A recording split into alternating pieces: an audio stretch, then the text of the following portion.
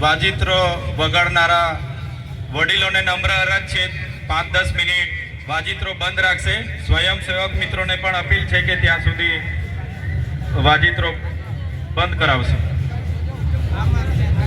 આજના સ્વયંસેવક મિત્રોને વિનંતી છે કે વાજિત્રો ત્યાં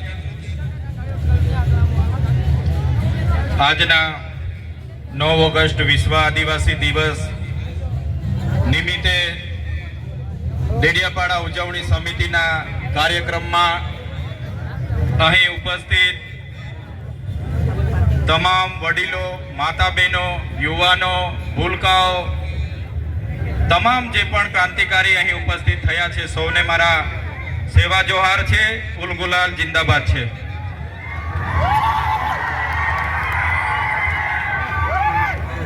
જે સમિતિએ 9 ઓગસ્ટ વિશ્વ આદિવાસી દિવસની ડેડિયાપાડા ખાતે આયોજન કર્યું, અમને આમંત્રણ આપી ઘણા લોકો અહીંયા બોલે એવા છે, છતાંય સાથી આગેવાનોએ પણ મને બોલવાનો જે તક આપ્યો છે અને મને જે સન્માન આપ્યું છે એ બદલ સૌપ્રથમ બધા માટે એમના ચરણોમાં હું નમન કરું છું. સૌને હું પ્રણામ કરું છું. જોહાર. આપણે દર વખતે 9 ઓગસ્ટ ઉજવીએ છીએ, હજારોની સંખ્યામાં ભેગા થઈએ છીએ, નાચીએ છીએ, કૂદીએ છીએ, બૂમ બરાડા કરીએ છીએ, પણ આટલી મોટી વસ્તી હોવા છતાં, આટલી એકતા હોવા છતાં જે અત્યાચારો આપણા પર થયા છે એને પણ આપણે નહીં ભૂલવા જોઈએ. જે આદિવાસીઓને બંધારણમાં અધિકારો મળ્યા છે એ અધિકારો પર જ્યારે તરાપ મરાતી હોય તો એ પણ આપણે આજના દિવસે યાદ કરવું જોઈએ. આજના આ કાર્યક્રમમાં નાચી કૂદીને ઘરે જવાનું નથી, પણ આ કાર્યક્રમના સિદ્ધાંત, અહીંના સંદેશો, ઉપદેશો પણ તમારે ઘરે લઈને જવાના છે. મિત્રો, 2 દિવસ પહેલાની ઘટના છે. કેવડિયા ખાતે 2 યુવાનોને, જયેશભાઈ સાનાભાઈ તડવી, સંજયભાઈ ગજેન્દ્રભાઈ તડવી, ઢોરમાર મારવામાં આવે છે.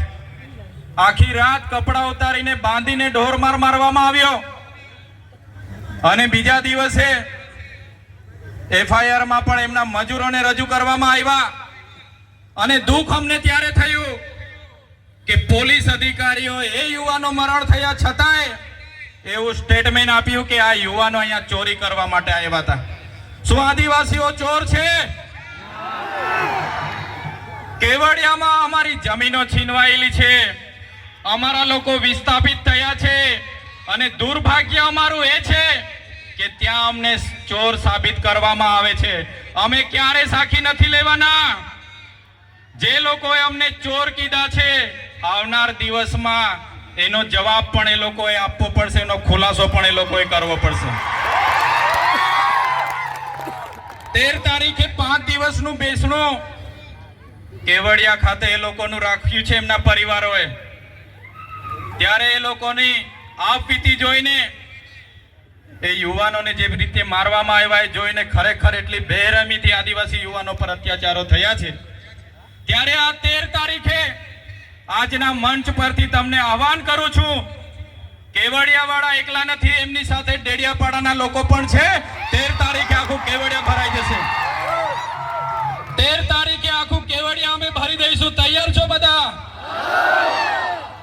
પોલીસના મિત્રોને પણ કેમ છું, ઘણા પોલીસ અધિકારીઓ આપણા સમાજના છે, એમને પણ હું આજના મંચ પરથી કેમ છું. તે દિવસે કેવડિયા જતા વચ્ચે નાકા આવશે ને તો તમે જાણો ને તમારું કામ જાણે. આદિવાસી સમાજ અંગ્રેજો સામે પણ ઝૂક્યો નથી. આજે ગોરા અંગ્રેજોની કાળા અંગ્રેજ સામે પણ ઝૂક્યો.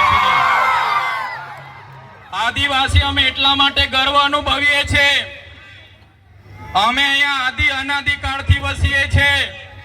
અહીંના અમે મૂળ નિવાસી છે, મૂળ માલિકો છે. આજે અમને વનવાસી કહેવામાં આવે છે, વનબંધુ કહેવામાં આવે છે.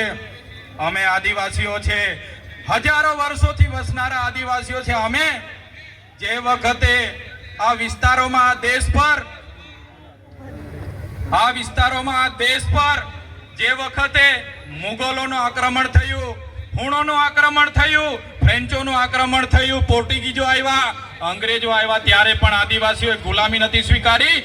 સ્વાયત્ત રાજ હતો, અમારા રજવાડા હતા. રાજપીપળાનો ઇતિહાસ જોઈ લો. નાંદોદ અમારા નંદ ભીલની નગરી હતી. સાગબારા અમારા કુંવર વસાવાનું રજવાડું હતું. હેલાદાબમાં અમારા રાજા પાંઠા વિનોદેવનું રજવાડું હતું. અમારા રજવાડાઓને યેન પેન પ્રકારે હેરાન પરેશાન કરીને ખદેડીને આજે અમને આદિવાસીઓને વિભાજિત કરવામાં આવ્યા છે. તમે રામાયણ વાંચી લેજો. રામાયણના પહેલા પાને આદિવાસી વાલ્મીકીનો ઉલ્લેખ હશે, સબરીનો ઉલ્લેખ હશે, હનુમાનનો ઉલ્લેખ હશે, નિર્સાદનો ઉલ્લેખ હશે. આ અમારા આદિવાસી, અમારા પૂર્વજો છે. તમે મહાભારત ઉઠાવીને વાંચી લેજો. જે એકલવ્ય છે અમારા આદિવાસીના પૂર્વજ છે. તમે મહારાણા પ્રતાપનો ઇતિહાસ વાંચી લેજો. એમાં પૂંજા ભીલ, દુધા ભીલ અમારી જે સેના હતી એ આદિવાસીઓની હતી. અમે એ સમાજમાંથી આવીએ છીએ એટલે અમને ગર્વ છે. શિવાજીનો ઇતિહાસ વાંચી લેજો. બેવડા ભીલ જે સેના લઈને આવ્યા હતા એ અમારા આદિવાસી હતા. આદિવાસી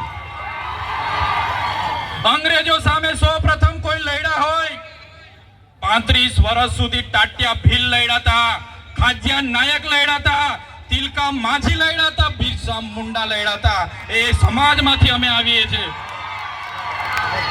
આઝાદીમાં ગુરુ ગોવિંદસિંહ માનગઢ ખાતે 1500 આદિવાસીઓનો સમૂહ મળ્યો.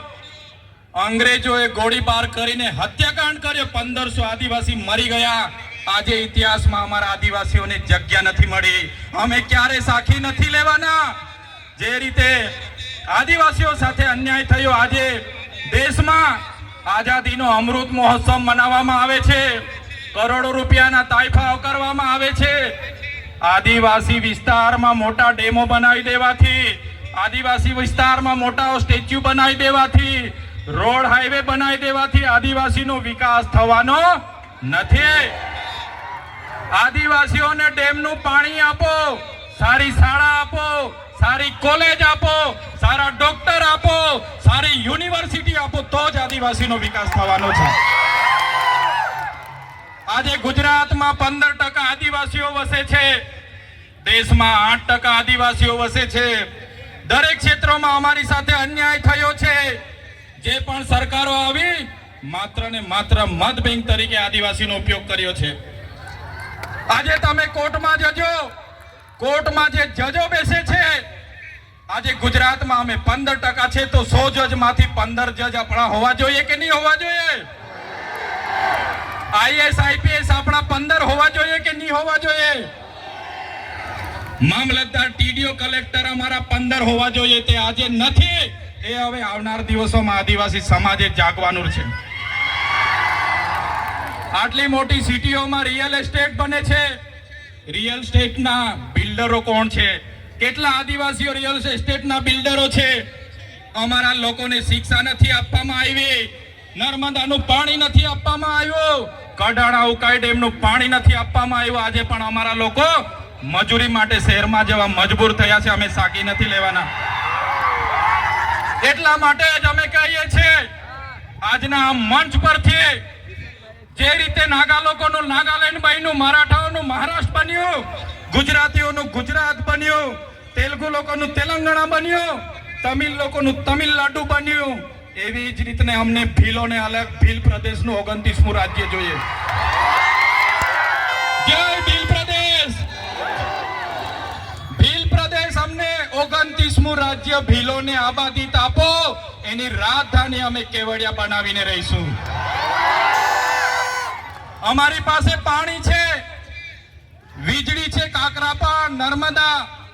અમારી પાસે લિગ્નાઇટોની ખાણો છે રાજપાટીમાં, આમા ડુંગરમાં યુરેનિયમની ખાણો છે, છોટાઉદેપુરમાં રેતી નીકળે છે, જળ છે, જંગલ છે, જમીનો છે. અલગ રાજ્ય અમને આપી દો, અમે અમારા આદિવાસીઓનો વિકાસ કરી લઈશું. જે અમારો ભીલ પ્રદેશ હતો, દેશ આઝાદ થયા પછી આદિવાસીઓને વિભાજિત કરી દેવામાં આવ્યા છે. 13 જિલ્લાઓને મધ્યપ્રદેશ, 12 જિલ્લાઓને રાજસ્થાનમાં, 14 જિલ્લાઓને ગુજરાતમાં, અંબાજીથી ઉમરગામ સુધી, 10 જિલ્લાઓ નંદુરબાર, નાસિક, પાલઘર સુધીના મહારાષ્ટ્રમાં લઈ જવામાં આવ્યા છે. આજે પણ અમારો મહારાષ્ટ્ર, મધ્યપ્રદેશ અને રાજસ્થાન સાથે અમારી સંસ્કૃતિ સાથે છે, પરંપરા હરકી છે, રીત ભાષા હરકી છે.